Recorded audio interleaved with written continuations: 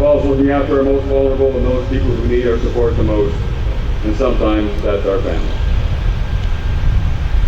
Ladies and gentlemen, this is an important time for the Canadian Army.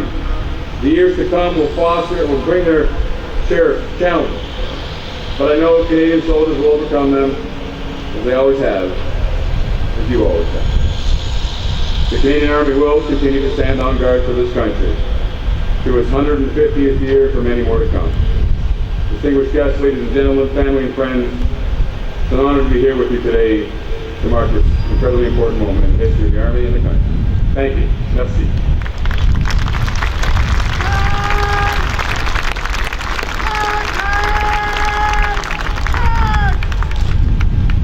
Ladies and gentlemen, the commander of the Canadian Army, Lieutenant General Winnick, will now address the parade. Le commandant de l'armée canadienne, Lieutenant Général Winnick, va maintenant s'adresser à la parade.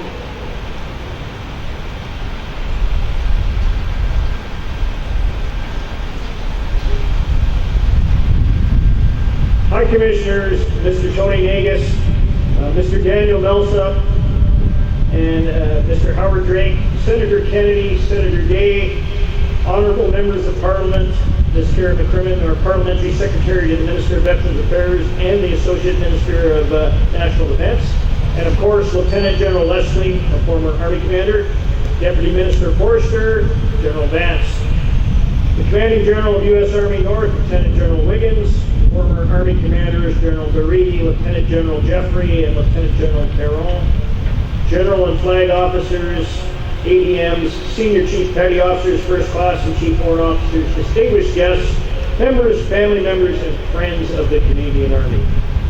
Good morning. In deciding what to say this morning, I carefully considered a number of factors, probably first and foremost the weather, the fact that you've already heard two really good speeches, and the unstated but rather obvious truism that nobody comes to one of these to hear the new guy talk. So I've come to the conclusion that less is more, and I will indeed be brief. J'aimerais tout d'abord vous exprimer à quel point je suis honoré d'avoir été choisi pour commander l'armée canadienne. Je remercie les ministres et les chefs d'état-major de leur confiance. L'histoire de l'armée canadienne a débuté avant même celle du Canada, et je ne peux pas penser à autre chose que j'aimerais mieux faire que de diriger une institution formée d'hommes et des femmes aussi remarquables et altruistes, autant les membres de la force régulière et de la réserve, les Rangers et les civils, qui font preuve d'un dévouement inlassable à la défense et à la sécurité de notre belle nation. To those of you who are here today to witness this milestone, thank you for honoring the Canadian Army with your presence. I am particularly grateful for the many individuals holding high office who are with us here today, and for an unexpectedly large contingent of family and close friends, led by my mother, who have traveled from Western Canada. Your interest in the Canadian Army is most appreciated. The fact that I've been fortunate enough to be appointed to this position is due far more to the support, influence, and mentorship of others than anything that I have done. The list is extensive, and I simply cannot mention everyone to whom I owe a debt of gratitude for preparing me for this appointment and for their support over a full career. That being said, there are of course a few that I must single out. The first is my lovely wife Marianne, to whom I owe so much. She has made juggling careers at opposite ends of the country far easier than it should be, and not once has she offered anything but encouragement and enthusiasm for my chosen career. Like so many military spouses and partners, Marianne's unconditional support for both me personally and for the profession of arms in general has given me the strength, energy, and conviction to continue to serve, and I am ever so grateful. The second and third are my mom and dad. My mom, Joan, who is here today, has watched and supported my journey in uniform, from Cub Scout to Army Cadet to reservist to regular officer.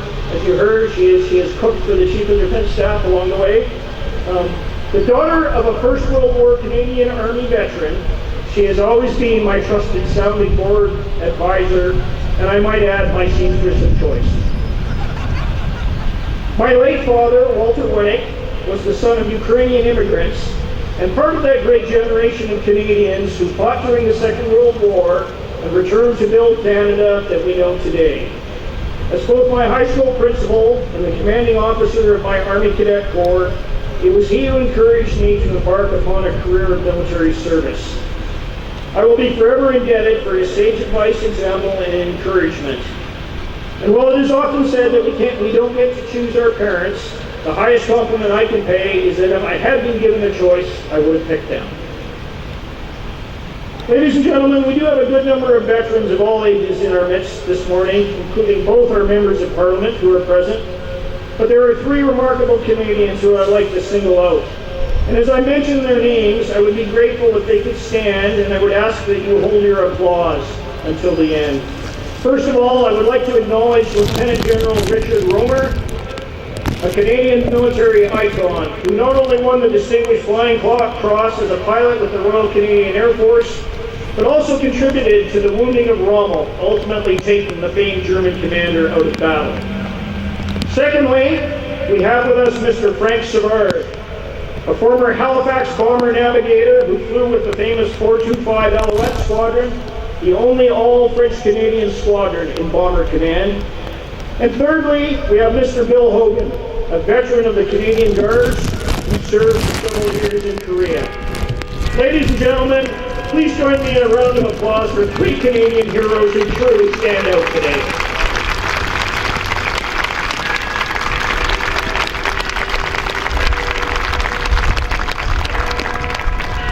Taking over an appointment of this nature is easier when one has an example, and in General Haynes, I have an outstanding one. Strategically astute, tactically proficient, and passionate about soldiers and soldiering, he is a superlative officer in every respect. Friend, mentor, and above all, a first-class leader, I have learned much from Lieutenant General Haynes over the past couple of years. The Army is in very good shape as we move forward, due in large measure to the foresight and the intellectual foundation put in place by this remarkable leader. I know after having worked with General Haynes in the past that we have similar views and approaches, and I can say with confidence after a very thorough handover that the Army will remain on the trajectory that he has set. Marquis, tu es des commandants extraordinaires. Et j'ai une dette personnelle envers toi pour la confiance que tu m'as accordée. Je suis également reconnaissant envers toi et Tracy pour votre amitié et votre encouragement. Marianne et moi vous souhaitons les meilleures des chances dans votre nouvelle affectation à Bruxelles.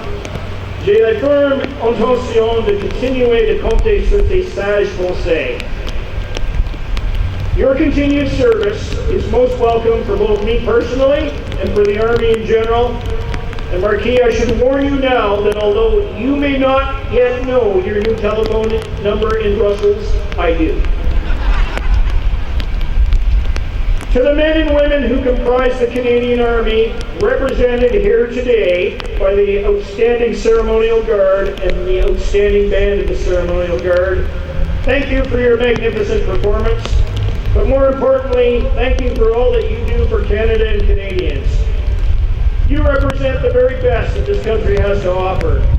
Mentally and physically resilient soldiers who are incredibly tough and intelligent, but at the same time, compassionate, and I might add, above all, ethical in all that you do.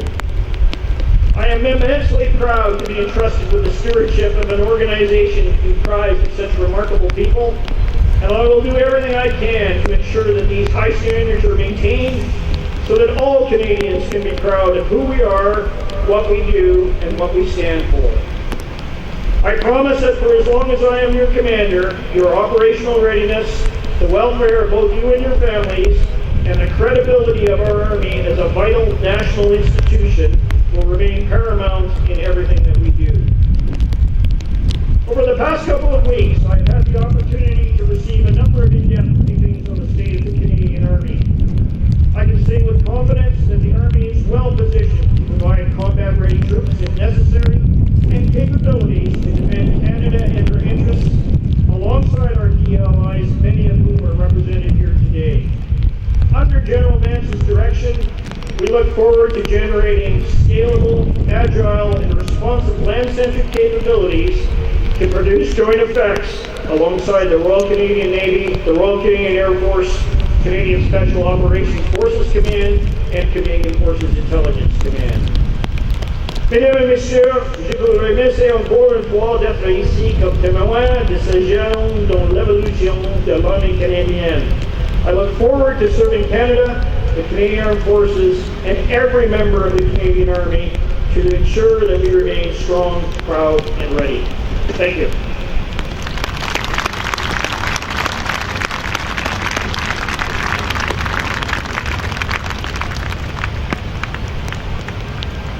Ladies and gentlemen, Mrs. Tracy Ames will now present flowers to Dr. Marion Howell, wife of Lieutenant General Winnick. Madame Tracy Ames présentera maintenant des fleurs à Dr. Marion Howell, épouse du lieutenant général Winnick.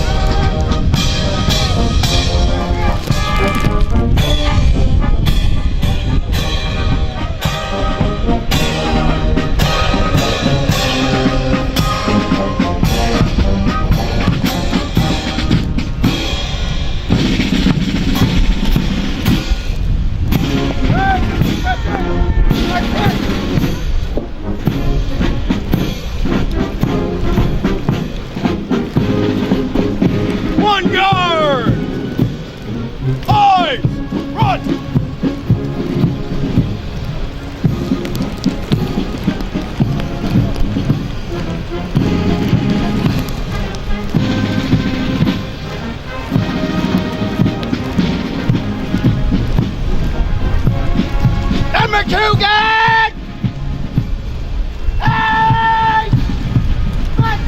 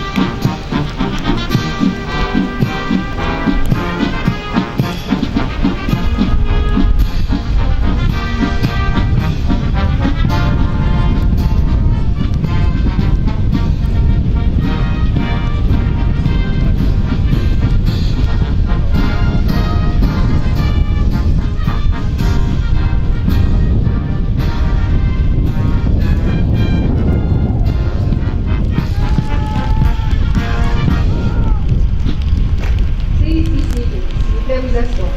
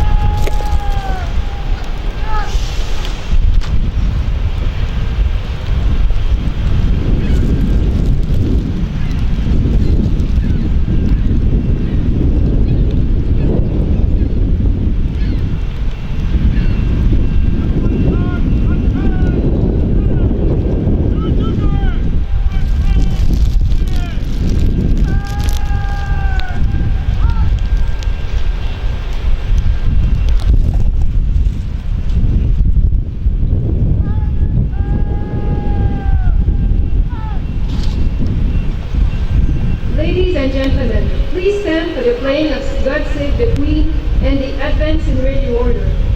Fier de vous lever pour l'hymne royal et l'avancée de la garde en ordre de revue.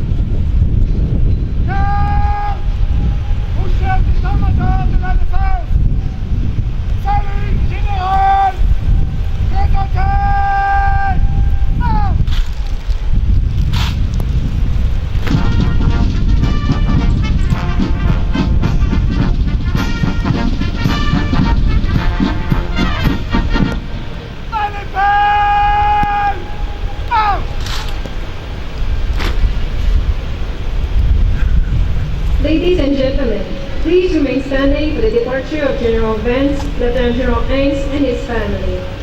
Veuillez demeurer debout pour le départ du Général Vance, Lieutenant Général